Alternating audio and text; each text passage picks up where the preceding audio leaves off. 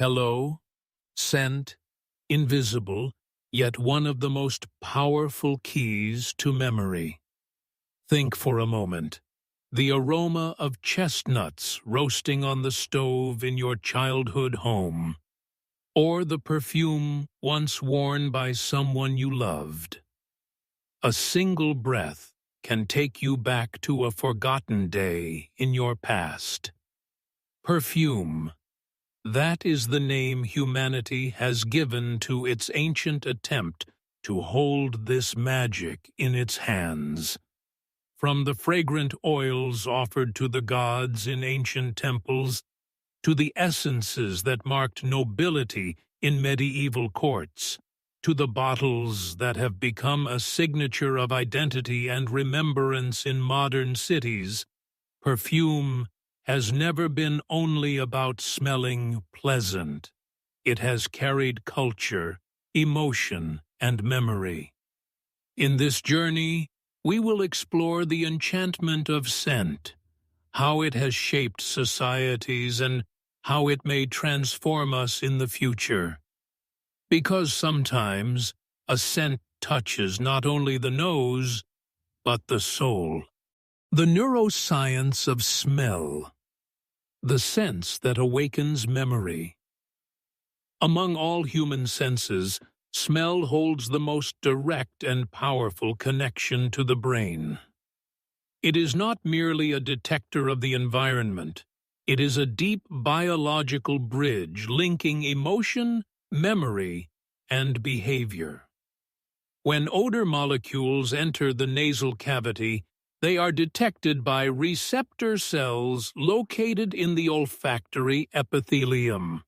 Signals from these receptors travel first to the olfactory bulb, and from there, directly to the brain's most ancient and emotional region, the limbic system. This pathway is unique, while senses such as vision, hearing, or touch are processed in higher cortical areas. Smell reaches the amygdala and hippocampus almost instantly. That is why scent can trigger memory with such intensity. A person can recall an event from decades ago simply by encountering the scent associated with it, a phenomenon known as the Proust effect. The smell of cookies from a childhood bakery, for instance, can bring back the past with its full emotional weight, even years later and miles away. The hippocampus forms long-term memory. The amygdala assigns emotion to it. Smell activates both at once, reviving not just the information, but the feeling itself. Scientific research has shown that smell-based memories are more vivid, emotional, and enduring than those triggered by sight or sound. Traumatic memories, too, can be reawakened by scent, which is why certain forms of psychotherapy now use olfactory cues as diagnostic or therapeutic tools. Smell also plays a vital role in survival, identifying spoiled food, sensing smoke or gas leaks, all proof of its deep evolutionary importance. Ultimately, the olfactory system does more than perceive the world. It governs our personal timeline, our emotional landscape, and our instinct to survive.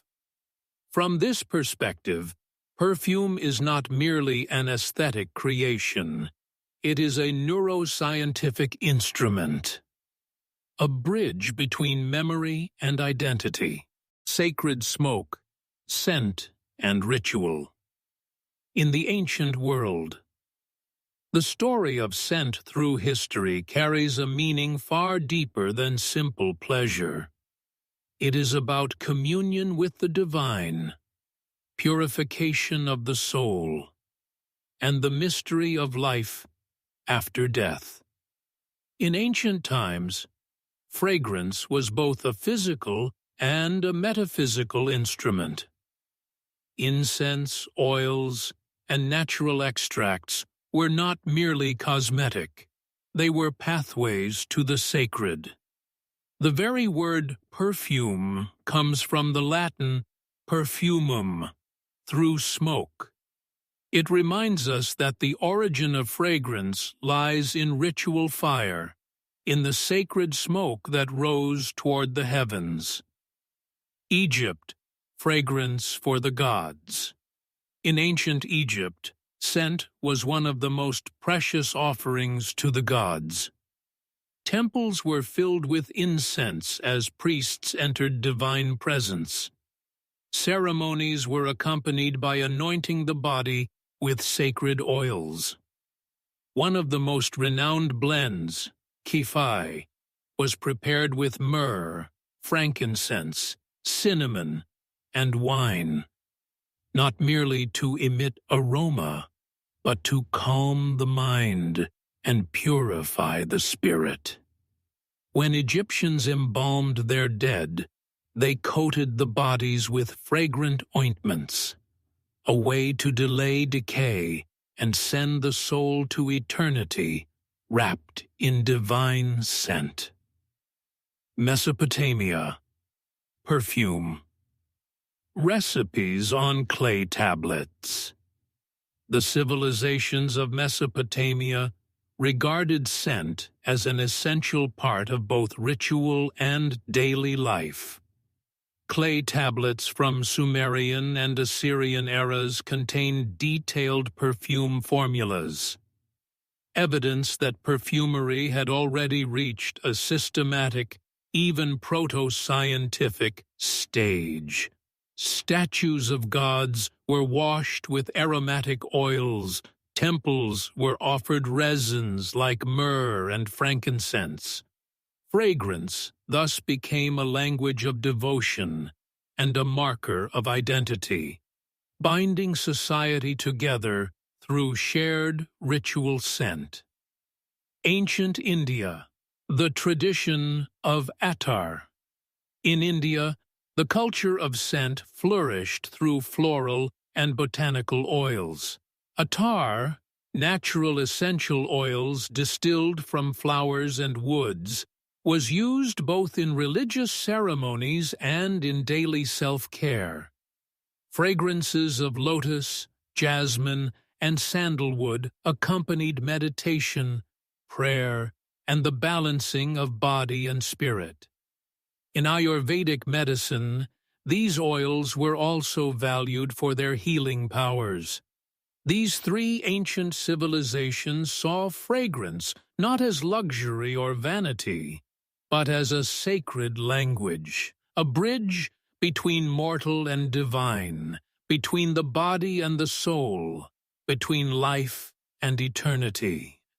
From Athens to Rome, scent, aesthetics, and status. In the classical world, particularly in Greece and Rome, scent evolved beyond ritual and purification.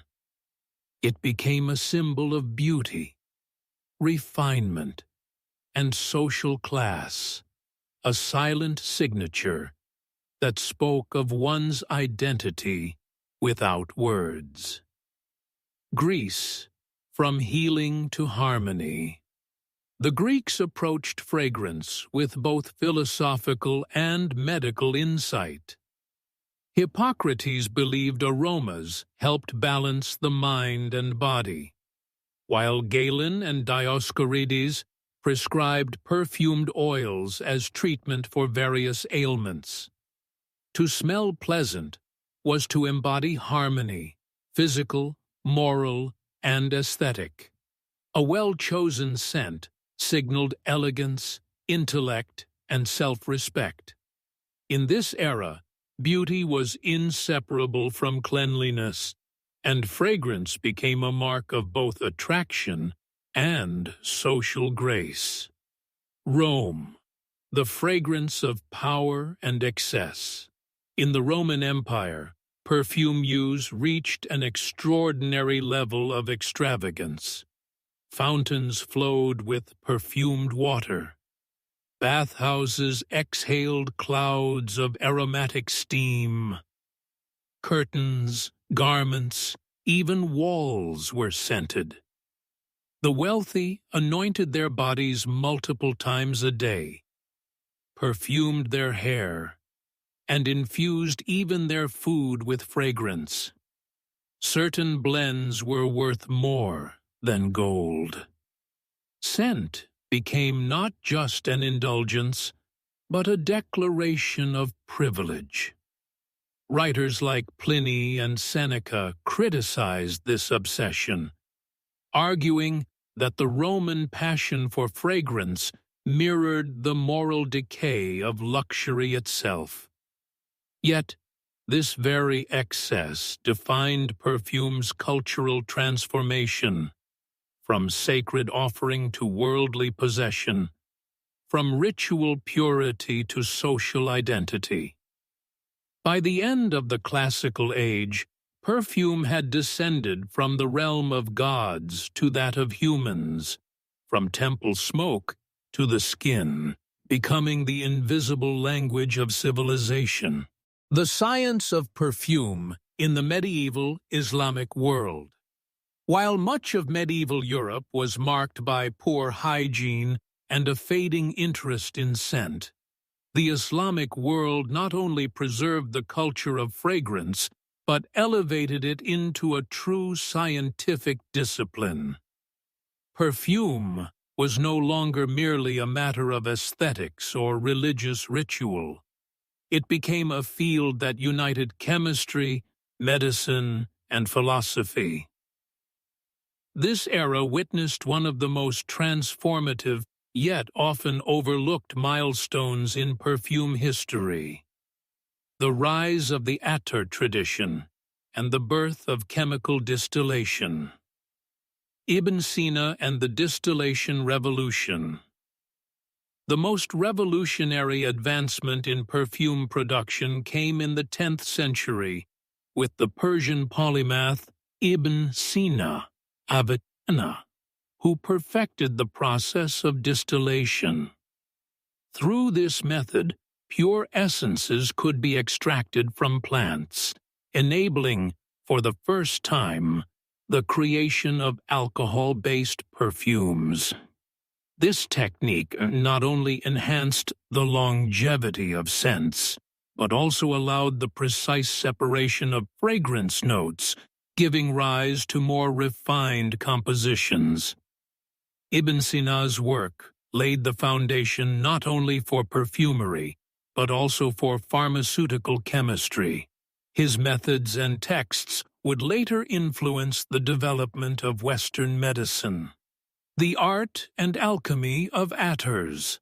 In the Islamic world, the attars, craftsmen who specialized in fragrant oils, were regarded as both perfumers and alchemists. These early chemists blended herbs, resins, and woods through empirical experimentation, creating layered compositions using ingredients such as sandalwood, amber, musk, oud, rose, and jasmine. Their creations served religious, therapeutic, and aesthetic purposes alike. Scents were not merely adornments of the body. They were believed to purify the soul.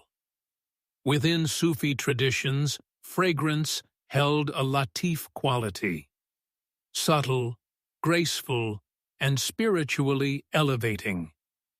Dervishes would anoint themselves with rosewater or amber oil before prayer as a symbolic act of purification, preparing both body and spirit for devotion. A civilization of science and trade. Perfume in the Islamic world was not only produced, but also traded across continents. Arab and Persian merchants established vast routes connecting the East and the West, carrying scented oils, incense, and resins. These routes became channels for cultural and scientific exchange as well. Through Andalusia, this knowledge eventually reached Europe, laying the intellectual and technical groundwork for the Renaissance perfume industry. Ultimately, the Islamic Golden Age transformed perfume from an art of pleasure and piety into a refined scientific pursuit. Many of the extraction techniques and aromatic materials still used in modern perfumery trace their roots directly to this period.